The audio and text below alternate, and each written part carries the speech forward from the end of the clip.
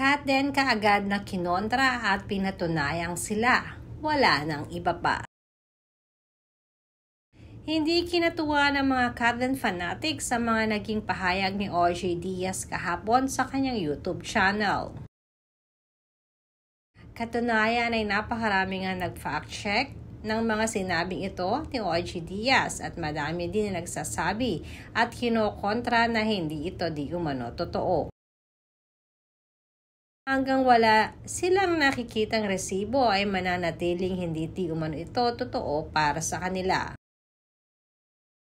Samantalang patuloy pa rin naman ang pagpapatunay ng Katden na taging sila pa din hanggang ngayon.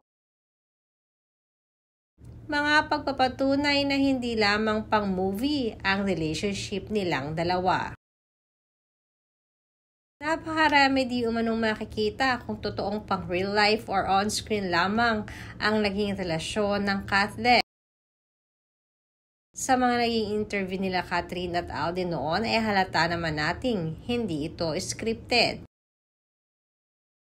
Ang mga naging pagdalaw ni Alden na kahit wala namang okasyon kay Catherine ay masasabi nating isang parteng totoong merong Katden. Kaya reaksyon na rin ng mga netizens na hindi di umano magiging makatotohanan ang mga naglalabasang balita ngayon lalo pat wala namang konkretong pahayag na nanggagaling mula kay Catherine at sa lalaking nai-involve kay Kat na si Mark Alcala. Isa pa ay kilala naman natin si Catherine na hindi ito marunong magpadikta ng kahit na kanino. Dahil kahit noon pa man ay may layas si Catherine na gawin ang nais niyang gawin at sabihin.